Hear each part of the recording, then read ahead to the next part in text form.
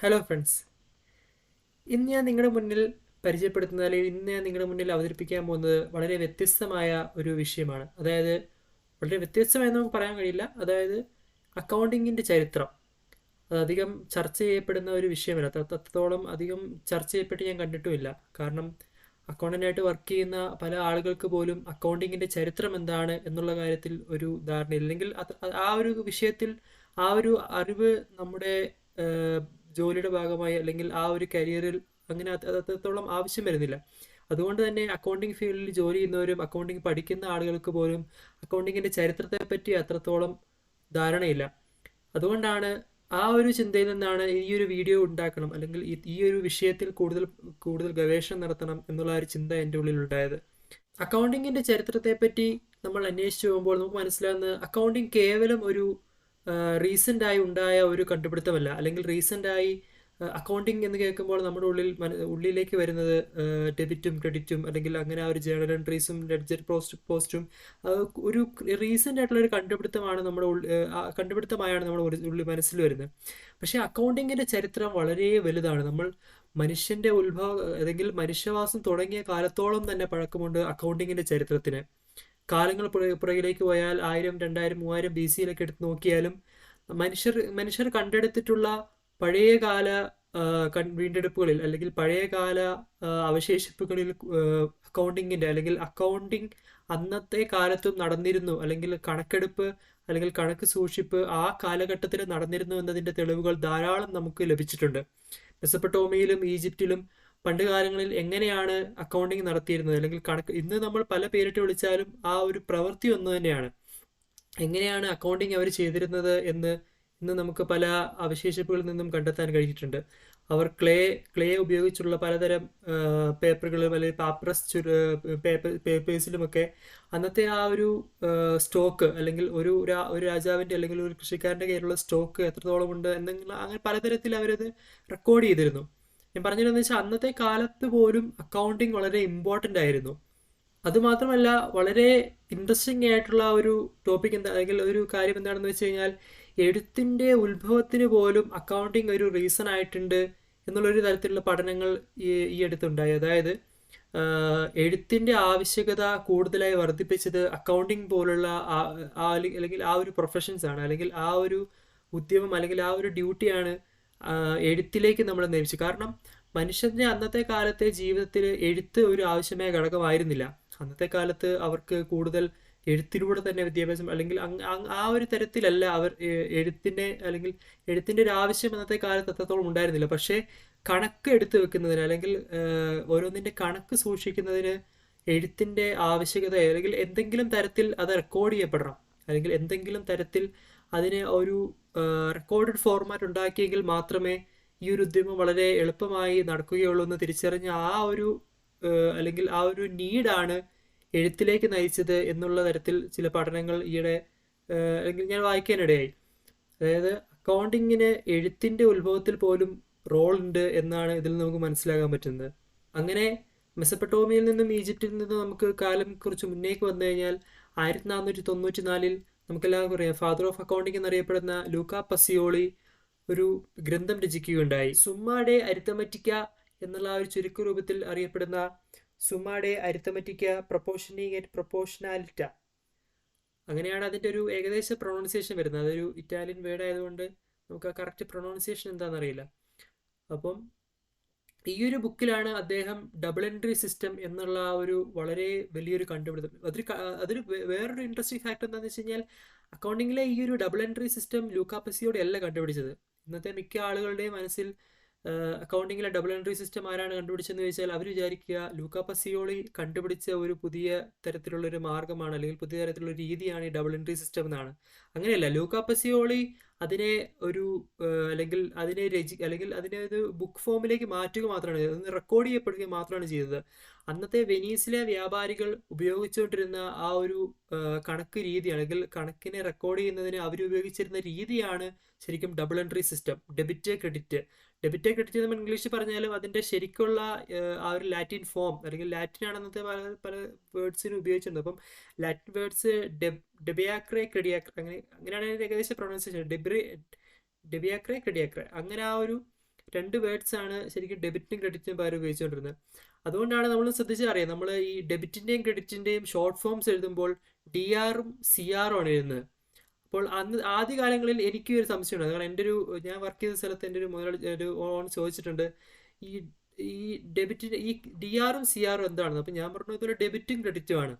അപ്പം പുള്ളിക്കാരൻ ചോദിച്ചു ക്രെഡിറ്റിൽ ആറുണ്ട്, അപ്പം അത് CR ആണ് എനിക്ക്. പക്ഷെ ഡെബിറ്റ് എന്നുള്ള ആ വേർഡിൽ ഒരു ആറില്ലല്ലോ, പിന്നെ എന്തിനാണ് DR എന്ന് ഷോർട്ട് ഫോം ആക്കി എഴുതിയെന്ന്. അന്ന് ഞാനതിന് എനിക്കറിയില്ല എന്ന് പറഞ്ഞു. പക്ഷെ പിന്നീട് ഞാൻ ആലോചിച്ചപ്പോൾ ശരിയാണ്, ഡെബിറ്റ് എന്നുള്ള ആ ഒരു ഇംഗ്ലീഷ് വേർഡിൽ ആറില്ല. അപ്പോൾ അതെങ്ങനെയാണ് നമുക്ക് ഷോർട്ട് ഫോം ആക്കിയാലും DR എന്നുള്ളൊരു DT എന്നോ അങ്ങനെ എല്ലാം മാത്രമേ ഷോർട്ട് ഫോം ആക്കാൻ പറ്റത്തുള്ളൂ. പക്ഷേ ഈ DR വന്നതിൻ്റെ ശരിക്കുള്ള റീസൺ ഇതിൻ്റെ ലാറ്റിൻ ഒറിജിനൽ ആയിട്ടുള്ള ആ വേർഡ് ഡെബിയാക്ര എന്നുള്ള ആ ഒരു ഒറിജിനൽ വേർഡിൻ്റെ ഷോർട്ട് ഫോം ആണ് ശരിക്കും DR. അതുപോലെ ക്രെഡിയാക്ര എന്ന് പറഞ്ഞാൽ ആ ഒരു ഒറിജിനൽ വേർഡിൻ്റെ ഷോർട്ട് ഫോം ആണ് CR. അല്ലാതെ ഡെബിറ്റിൻ്റെയും ക്രെഡിറ്റിൻ്റെയും ഷോർട്ട് ഫോം അല്ല DR-ഉം CR-ഉം. അങ്ങനെ ഒരു ഇൻട്രസ്റ്റിംഗ് ഫാക്ടർ കൂടെ ഈ ഒരു വിഷയത്തിൽ ഗവേഷണം നടത്തിയപ്പോൾ എനിക്ക് മനസ്സിലായി. അതുമാത്രമല്ല, മറ്റൊരു ഇൻട്രസ്റ്റിംഗ് ആയിട്ടുള്ള ഫാക്ടർ എന്താണെന്ന് വെച്ച് കഴിഞ്ഞാൽ, നമ്മൾ അക്കൗണ്ടിങ്ങിൻ്റെ കണക്കെടുത്ത് അല്ലെങ്കിൽ അക്കൗണ്ടിങ് എടുത്ത് നോക്കിക്കഴിഞ്ഞാൽ നമുക്കൊരു കാര്യം മനസ്സിലായി. അക്കൗണ്ട്സ് ശരിക്കും മാത്സിന് അല്ലെങ്കിൽ ലൂക്കാ പസിയോളി തന്നെ ഒരു നല്ലൊരു മാത്തമാറ്റീഷ്യൻ ആയിരുന്നു. അപ്പോൾ ആ ഒരു അറിവിലാണ് അക്കൗണ്ട്സിൻ്റെ പല പ്രിൻസിപ്പിൾസും പുള്ളി ഡെഫൈൻ ചെയ്തപ്പോഴും, അല്ലെങ്കിൽ ആ ഒരു ഗ്രന്ഥം എഴുതിയപ്പോൾ പോലും. ഇപ്പോൾ എൻ്റെ പേരിന് സുമ്മാടെ അരിത്തമെറ്റിക്ക എന്നാണ്. അപ്പം മാത്സിൽ നിന്നാണ് ശരിക്കും അക്കൗണ്ട്സിൻ്റെ ആ ഒരു ബേസ് എന്ന് പറയുന്നത്. അപ്പം ഈ ഒരു അക്കൗണ്ടിങ്ങിൽ നമുക്കൊരിക്കലും നെഗറ്റീവ് നമ്പേഴ്സ് കാണാൻ പറ്റില്ല. അത് നിങ്ങൾ ശ്രദ്ധിച്ചാൽ മനസ്സിലാവും, അക്കൗണ്ടിങ്ങിൽ നെഗറ്റീവ് നമ്പേഴ്സ് ഇല്ല. അപ്പം എന്തുകൊണ്ടാണ് അക്കൗണ്ടിങ്ങിൽ നെഗറ്റീവ് നമ്പേഴ്സ് ഇല്ലാത്തത്? അതിനും ഇതിൻ്റെ ചരിത്രം, അല്ലെങ്കിൽ ഇത് രചിക്കപ്പെട്ട, അല്ലെങ്കിൽ ഈ ഒരു ബുക്ക്, അല്ലെങ്കിൽ ഈ ഒരു ഡബിൾ എൻട്രി സിസ്റ്റം രേഖപ്പെടുത്തപ്പെട്ട കാലത്തിനും ഒരു പ്രത്യേകതയുണ്ട്. കാരണം 1494 AD ആ ഒരു കാലഘട്ടത്തിൽ നെഗറ്റീവ് നമ്പേഴ്സ് റെക്കഗ്നൈസ്ഡ് അല്ലായിരുന്നു, അല്ലെങ്കിൽ അന്നത്തെ കാലത്തെ ജനങ്ങളുടെ ഇടയിൽ നെഗറ്റീവ് നമ്പേഴ്സ് എന്നുള്ളൊരു കൺസെപ്റ്റ് ഇല്ലായിരുന്നു. ആ ഒരു കാരണമാണ്, അല്ലെങ്കിൽ അന്നത്തെ കാലഘട്ടത്തിൽ നെഗറ്റീവ് നമ്പേഴ്സ് ഇല്ല എന്നുള്ള ആ ഒരു കാരണമാണ് ശരിക്കും അക്കൗണ്ടിങ്ങിലും നെഗറ്റീവ് നമ്പേഴ്സ് ഇല്ലാത്തത്. അന്നത്തെ കാലത്ത് നെഗറ്റീവ് നമ്പേഴ്സ് ഉണ്ടായിരുന്നെങ്കിൽ ഉറപ്പായിട്ടും അക്കൗണ്ടിങ്ങിലും, അല്ലെങ്കിൽ അക്കൗണ്ടിങ്ങിൻ്റെ ആ ഒരു വേ ഓഫ് റെക്കോർഡിങ്ങിലും നെഗറ്റീവ് നമ്പേഴ്സ് വന്നെത്തിയേനെ. അതുപോലെ തന്നെ അക്കൗണ്ടിങ് മനുഷ്യ രാശിയിൽ, അല്ലെങ്കിൽ മനുഷ്യവംശത്തിന് സമ്മാനിച്ച മറ്റൊരു പ്രധാനപ്പെട്ട ഒരു സംഭവമാണ് ജോയിന്റ് സ്റ്റോക്ക് കമ്പനി. അല്ലെങ്കിൽ ജോയിന്റ് സ്റ്റോക്ക് കമ്പനി എന്ന് പറയുന്നത് അക്കൗണ്ടിങ്ങിൻ്റെ സംഭാവന അല്ലെങ്കിലും ഈ അക്കൗണ്ടിങ്ങിൻ്റെ ആ ഒരു അല്ലെങ്കിൽ ആ ഒരു വളർച്ചയാണ്, അല്ലെങ്കിൽ ആ ഒരു റെവല്യൂഷൻ കൊണ്ടുണ്ടായതാണ് ശരിക്കും ഈ ക്യാപിറ്റൽ മാർക്കറ്റ് എന്നുള്ള ആ ഒരു കൺസെപ്റ്റും എല്ലാം ഇതിൻ്റെ പിന്നിൽ വരുന്നതാണ്. അപ്പോൾ ക്യാപിറ്റൽ മാർക്കറ്റ് എന്നുള്ള ആ ഒരു കണ്ടുപിടുത്തം, അല്ലെങ്കിൽ റിനൈസൻസിൻ്റെ ആ ഒരു കാലഘട്ടം, അതായത് ലൂക്കാ പസിയോളിയുടെ ഒക്കെ ആ ഒരു കാലഘട്ടത്തിലാണ് ശരിക്കും ഈ ജോയിന്റ് സ്റ്റോക്ക് കമ്പനി എന്നുള്ള ആ ഒരു കൺസെപ്റ്റ് വരുന്നത്. അതായത് ജനങ്ങളുടെ കയ്യിലുള്ള പൈസ ജനങ്ങൾ കമ്പനിയിൽ ഇൻവെസ്റ്റ് ചെയ്ത് ഷെയർ മേടിച്ച് ആ ഷെയർ ഹോൾഡറായി നിന്ന്, നമുക്കറിയാമല്ലോ ജോയിന്റ് സ്റ്റോക്ക് കമ്പനി എന്താണെന്ന് നമുക്കറിയാം. അപ്പം ആ ഒരു ജോയിന്റ് സ്റ്റോക്ക് കമ്പനി എന്നുള്ള കണ്ടുപിടുത്തം ലോകത്തിൻ്റെ മുന്നോട്ടുള്ള കുതിപ്പിൽ എത്രത്തോളം പ്രയോജനപ്പെട്ടു എന്ന് നമുക്ക് ശരിക്കും മനസ്സിലാക്കണം. കാരണം ഈ ക്യാപിറ്റൽ മാർക്കറ്റിൽ നിന്നുകൊണ്ട്, അല്ലെങ്കിൽ ഈ ജോയിന്റ് സ്റ്റോക്ക് കമ്പനിയുടെ ഫോർമേഷനാണ് അത്രത്തോളം പണം, ജനങ്ങളുടെ കയ്യിലുള്ള പണം കമ്പനികളിലേക്ക് എത്തുവാൻ കാരണമായത്. അങ്ങനെ ജനങ്ങളുടെ കയ്യിലുള്ള പണം കമ്പനികളിൽ എത്തിയതിന് ശേഷം ആ ഒരു പണം ഉപയോഗിച്ച്, അല്ലെങ്കിൽ ആ ഒരു പണം ഉപയോഗിച്ച് റിസർച്ച് ആൻഡ് ഡെവലപ്മെന്റ് R&Dയിൽ ഇൻവെസ്റ്റ് ചെയ്ത് ആ ഒരു പണം, അല്ലെങ്കിൽ അത്രത്തോളം പൈസ ഇൻവെസ്റ്റ് ചെയ്തത് കൊണ്ടാണ് പല പല കണ്ടുപിടുത്തങ്ങളും, അല്ലെങ്കിൽ പല പല പ്രൊഡക്റ്റ് ഡെവലപ്മെന്റുകളും നമ്മുടെ ലോകത്തുണ്ടായത്. ആ ഒരു കാലത്തിന് ശേഷം നമ്മൾ നോക്കുകയാണെങ്കിൽ അതിന് മുന്നേ ഉള്ളതിനെക്കാട്ടിലും എത്രയോ മടങ്ങ് നമ്മുടെ ഇൻഡസ്ട്രി ഡെവലപ്പായി. ഇൻഡസ്ട്രിയൽ റെവല്യൂഷൻ സംഭവിച്ചത് അങ്ങനെയാണ്. അതായത് 100 പേരിരുന്ന്, അല്ലെങ്കിൽ ഹാൻഡിൽ ചെയ്യുന്ന, അല്ലെങ്കിൽ മനുഷ്യൻ്റെ കരങ്ങൾ കൊണ്ട് ചെയ്യുന്നതിനേക്കാളും റോബോട്ട്സിലേക്ക് മാറിയതും, പുതിയ പുതിയ തരത്തിലുള്ള പ്രൊഡക്റ്റുകളുടെ ഡെവലപ്മെൻറ്റ് കൂടിയതും, അല്ലെങ്കിൽ അത്രത്തോളം ഒരു പുതിയ പ്രൊഡക്റ്റിൻ്റെ ഡെവലപ്മെൻറ്റിന് വേണ്ടി പൈസ ഇൻവെസ്റ്റ് ചെയ്യാനും മാത്രം പൈസ സർപ്ലസ് വന്നത് ഇത്തരത്തിലുള്ള ജോയിന്റ് സ്റ്റോക്ക് കമ്പനി എന്നുള്ള ഒരു കൺസെപ്റ്റിൽ നിന്നാണ്. ശരിക്കും ഒരു ഫാമിലി ബിസിനസ്സിനോ, അല്ലെങ്കിൽ ഒരു സോൾ പ്രൊപ്രൈറ്റർഷിപ്പിനോ പോലുള്ള അങ്ങനെയുള്ള ആളുകൾക്കൊന്നും ഇത്രത്തോളം ഒരു വലിയ ഫണ്ട് അന്ന് അഫോർഡ് ചെയ്യാൻ പറ്റുമായിരുന്നില്ല. അങ്ങനെയൊരു സാഹചര്യത്തിലാണ് ക്യാപിറ്റൽ മാർക്കറ്റ് എന്നുള്ളൊരു പുതിയ കൺസെപ്റ്റ് വരികയും അതിലൂടെ ജനങ്ങളുടെ പണം കമ്പനികളിലേക്ക് വരികയും ആ പണം ഉപയോഗിച്ച് R&Dയിൽ ഇൻവെസ്റ്റ് ചെയ്ത് പുതിയ പുതിയ ഇന്നോവേറ്റീവ് ആയിട്ടുള്ള പ്രൊഡക്റ്റ് ഡെവലപ്പ് ചെയ്ത് അത് ജനങ്ങളിലേക്ക് തന്നെ ഇറക്കി കൂടുതൽ ഇൻഡസ്ട്രി റെവല്യൂഷൻ സാധ്യമാക്കിയത് അങ്ങനെയാണ്. അതിൽ ശരിക്കും അക്കൗണ്ടിങ്ങിൻ്റെ പങ്കും വലുത് തന്നെയാണ്. കാരണം ഇത്രത്തോളം വലിയ ഒരു തുക, അല്ലെങ്കിൽ ഇത്രത്തോളം വലിയ ഒരു ട്രാൻസാക്ഷൻസ് നടക്കുമ്പോൾ അത് റെക്കോർഡ് ചെയ്യപ്പെടുക, അല്ലെങ്കിൽ അതിന് കൃത്യമായി ഓഡിറ്റ് ചെയ്യപ്പെടുക എന്ന് ചെയ്തതുകൊണ്ടാണ് ജനങ്ങൾക്ക് കൂടുതലും വിശ്വാസം വന്നത്. ഇതിനെല്ലാം കറക്റ്റ് കണക്കുകളുണ്ട്. ഇതിൻ്റെയൊക്കെ ബാലൻസ് ഷീറ്റ് നമുക്ക് കാണാൻ പറ്റും, പ്രോഫിറ്റ് ആൻഡ് ലോസ് അക്കൗണ്ട് നമുക്ക് കാണാൻ പറ്റും. ഇത്തരത്തിലുള്ള കണക്കുകൾ കൊണ്ടാണ് ജനങ്ങൾ കമ്പനികളെ അളക്കുന്നതും അതിൻ്റെ വിശ്വാസത്തെ അല്ലെങ്കിൽ അതിൻ്റെ പ്രോഫിറ്റബിലിറ്റീനെയൊക്കെ നമ്മൾ ടെസ്റ്റ് ചെയ്യുന്നതും ഇത്തരത്തിലുള്ള അക്കൗണ്ടിങ് സ്റ്റേറ്റ്മെന്റ്സ് ഉപയോഗിച്ചിട്ടാണ്. അങ്ങനെ ഇൻഡസ്ട്രിയൽ റവല്യൂഷനൊക്കെ കഴിഞ്ഞ് മോഡേൺ അല്ലെങ്കിൽ മോഡേൺ എറയിലേക്ക് വരികയാണെങ്കിൽ ഇന്ന് അക്കൗണ്ടിങ്ങിന് പല പല ബോഡീസ് ഉണ്ട്. അക്കൗണ്ടിങ്ങിനെ പറ്റി നമ്മൾ കൂടുതൽ ഗവേഷണം നമുക്ക് മനസ്സിലാവും. അക്കൗണ്ടിങ് ബോഡീസ് ധാരാളം ഇന്നുണ്ട്. അതിൽ പ്രധാനപ്പെട്ട ഒന്ന് രണ്ട് ഇൻസ്റ്റിറ്റ്യൂട്ട് അല്ലെങ്കിൽ പ്രധാനപ്പെട്ട ഒന്ന് രണ്ട് ബോഡീസാണ് institute of chartered accountants of Scotland. അതായത് ലോകത്തിലെ ആദ്യത്തെ പ്രൊഫഷണൽ ബോഡി ഈ സ്കോട്ട്ലൻഡിലെ ചാർട്ടേഡ് അക്കൗണ്ടൻസ് ബോഡിയാണ്. അതായത് അന്നത്തെ കാലഘട്ടത്തിൽ അവിടുത്തെ അല്ലെങ്കിൽ സ്കോട്ട്ലൻഡിലെ അഭിഭാഷകരുടെ കൂടെയായിരുന്നു അവർ അക്കൗണ്ട്സിനെയും കണ്ടിരുന്നത്, അക്കൗണ്ടന്റുമാരെയും കണ്ടിരുന്നത്.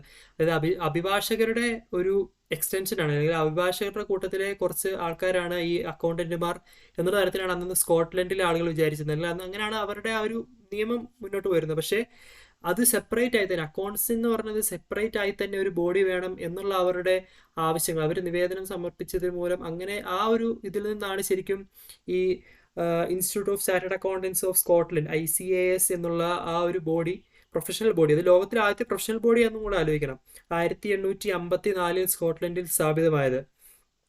അതിനുശേഷം പിന്നെ institute of chartered accountants in England and Wales, അത് 1880 സ്ഥാപിതമായി. അതുപോലെ തന്നെ American institute of certified public accountants, നമുക്ക് എല്ലാവർക്കും അറിയാം, AICPA, അത് 1887 അമേരിക്കയിൽ സ്ഥാപിതമായത്. അതിനുശേഷം association of chartered certified accountants ACCA 1904 ലണ്ടനിൽ സ്ഥാപിതമായത്.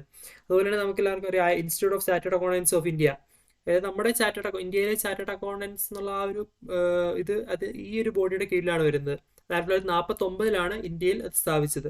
അതുപോലെ തന്നെ ഈ അക്കൗണ്ടിങ് ബോഡിയോടൊപ്പം തന്നെ പ്രധാനമുള്ളതാണ് അല്ലെങ്കിൽ നമ്മുടെ സൊസൈറ്റി, നമ്മുടെ കോർപ്പറേറ്റ് വേൾഡിൽ നടന്നിട്ടുള്ള പല സ്കാംസും അല്ലെങ്കിൽ പല ക്രൈംസും ശരിക്കും പല പല ബോഡീസിൻ്റെയും അല്ലെങ്കിൽ പല പല കമ്മിറ്റികളുടെയും ഉത്ഭവത്തിന് കാരണമായിട്ടുണ്ട്. അതുപോലുള്ളൊരു അതിൽ വളരെ പ്രധാനപ്പെട്ട ഒന്നാണ് 2001 നടന്ന എൻറോൺസ് തട്ടിപ്പ്. എൻറോൺ എന്ന് പറയുന്ന ഒരു കമ്പനിയാണ്. ആ കമ്പനി നടത്തിയ തട്ടിപ്പ് മൂലം ഉണ്ടായ ഒരു വളരെ ഫേമസ് ആയിട്ടുള്ള ആക്ടാണ് സർബെയിൻ-സോക്സ്ലി ആക്ട്. ധാരാളം പഠിച്ചിട്ടുണ്ടായിരിക്കും. സർബെയിൻ-സോക്സ്ലി ആക്ട് അമേരിക്കയിൽ വരാൻ കാരണം ശരിക്കും ഈ എൻറോൺ എന്ന് പറയുന്ന ഒരു കമ്പനി നടത്തിയ തട്ടിപ്പാണ്. അതുമാത്രമല്ല, ഈ എൻറോൺ എന്ന് പറഞ്ഞ കമ്പനിയുടെ തട്ടിപ്പ് മൂലം പുറത്താക്കപ്പെട്ട അല്ലെങ്കിൽ അടച്ചുപൂട്ടേണ്ടി വന്ന ഒരു കമ്പനിയും കൂടിയുണ്ട്. അത് ബിഗ് ഫോർ. നമ്മളിന്ന് വളരെ ഫേമസ് ആയിട്ട് എല്ലാവരും പറയുന്ന ഒരു ടേമാണ് big four, 4 companies, PwC, KPMG, അങ്ങനെയുള്ള ആ ഒരു 4 കമ്പനീസിൽ ശരിക്കും അന്നത്തെ കാലത്ത് അല്ലെങ്കിൽ 2000 ആ ഒരു കാലത്തിൽ ബിഗ് ഫോർ അല്ലായിരുന്നു, അത് ശരിക്കും ബിഗ് 5 ആയിരുന്നു. അതായത് അന്ന് 5 കമ്പനീസാണ് മേജറായിട്ട് അക്കൗണ്ട്സിന്റെ ഇതുപോലെ ഓഡിറ്റിംഗ് ഇങ്ങനെ സർവീസുകൾ അന്ന് ചെയ്തിരുന്നത്. ആ ബിഗ് 5 ഒരു കമ്പനി ആയിരുന്നു ആർതർ ആൻഡേഴ്സൺ.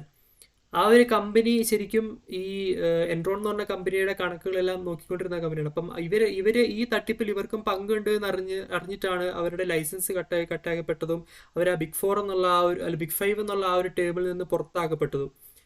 അപ്പം അതിനു മുമ്പ് നമ്മൾ ബിഗ് 5 എന്നായിരുന്നു ഉപയോഗിച്ചിരുന്നത്. അതിനുശേഷമാണ് ബിഗ് 4 എന്നുള്ള ആ ഒരു ഇതിലേക്ക് വന്നത്.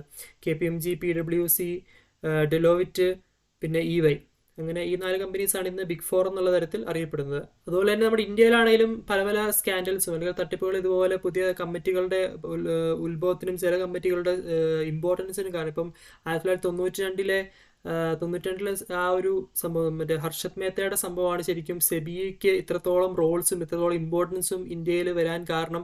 1992 നടന്ന ഹർഷത് മേത്തയുടെ ഒരു സ്കാമാണ്, നമുക്ക് എല്ലാവർക്കും അറിയാവുന്ന കാര്യമാണ്. അപ്പോൾ ഇന്ന് പറഞ്ഞ കാര്യങ്ങളെല്ലാം ഒന്ന് ചുരുക്കി പറയുകയാണെങ്കിൽ ഏകദേശം 2000, 3000 അല്ലെങ്കിൽ 4000 BC-യിൽ മെസപ്പൊട്ടോമിയ, ഈജിപ്റ്റ് അങ്ങനെ തുടങ്ങിയ ആ പുരാതനമായ സംസ്കാരങ്ങളിൽ നിന്ന് തുടങ്ങി റെനൈസൻസും താണ്ടി ഇൻഡസ്ട്രിയൽ റവല്യൂഷനും കടന്ന് മോഡേൺ ഇറയിൽ ഇത്രത്തോളം അല്ലെങ്കിൽ ധാരാളം പ്രൊഫഷണൽ ബോഡീസ് ഉള്ള വളരെ വിപുലമായ ഒരു ശൃംഖലയാണ് അല്ലെങ്കിൽ ഒരു സിസ്റ്റമാണ് ഇന്ന് അക്കൗണ്ടിങ് എന്ന് പറയുന്നത്. അക്കൗണ്ടിങ് എന്നൊരിക്കലും ഒഴിച്ചുകൂടാൻ പറ്റാത്തൊരു സംഭവമാണ്. ലോകത്തിലെ ഏത് കമ്പനി ആണെങ്കിലും അവർ ടാക്സും ഫയൽ ചെയ്യണം അല്ലെങ്കിൽ എല്ലാ കണക്കുകളും കീപ്പ് ചെയ്യണം എന്നുള്ളൊരു മാൻഡേറ്ററി സംഭവം എല്ലാ ഗവൺമെന്റുകളും അക്സെപ്റ്റ് ചെയ്യുന്നുണ്ട്. അപ്പം ഇന്നത്തെ ലോകത്ത് ശരിക്കും അക്കൗണ്ടിങ് ഇല്ലാത്ത ഒരു സൊസൈറ്റിയെ നമുക്ക് ചിന്തിക്കാൻ പറ്റില്ല, ഒരു കമ്പനിയെ നമുക്ക് ചിന്തിക്കാൻ പറ്റില്ല. അക്കൗണ്ടിങ് എന്ന് പറയുന്നത് ശരിക്കും ഇന്ന് ട്രസ്റ്റിൻ്റെയും അല്ലെങ്കിൽ സുതാര്യതയുടെയും എല്ലാത്തിൻ്റെയും ഒരു പര്യായമാണ്. കാരണം അക്കൗണ്ട്സ് കീപ്പ് ചെയ്യുന്ന ഒരു കമ്പനി എന്ന് പറയുന്നത് അത്രത്തോളം ട്രസ്റ്റ് വർത്തിയും കൂടാണ്. അങ്ങനെ ഒരു കമ്പനിയുടെ പെർഫോമൻസ് അല്ലെങ്കിൽ കമ്പനിയുടെ ഇവാലുവേഷൻ നടത്താനും ഇത്തരത്തിലുള്ള അക്കൗണ്ടിങ് സ്റ്റേറ്റ്മെൻറ്റ്സും നമുക്കിത് ഉപയോഗിക്കാവുന്നതാണ്. അങ്ങനെ ഇത്രത്തോളം വലിയ ചരിത്രമുള്ള ഒരു ഒരു സംഭവമാണ്, അല്ലെങ്കിൽ ഒരു സ്ട്രീമാണ് അക്കൗണ്ടിങ് എന്നറിയുമ്പോൾ ശരിക്കും ആ ഒരു സ്ട്രീമിൽ വർക്ക് ചെയ്യുന്ന അല്ലെങ്കിൽ ആ ഒരു സ്ട്രീം പഠിക്കുന്ന ഒരു വിദ്യാർത്ഥി എന്നുള്ള നിലയ്ക്ക് നമുക്ക് ശരിക്കും അഭിമാനിക്കാം. ഇത്രത്തോളമാണ് ഇന്നത്തെ വീഡിയോയിൽ എനിക്ക് പറയാനുള്ളത്. മറ്റൊരു അക്കൗണ്ടിങ് റിലേറ്റഡ് ആയിട്ടുള്ള ഒരു ടോപ്പിക്കുമായിട്ട് തന്നെ പിന്നീട് ഒരിക്കൽ കാണാം.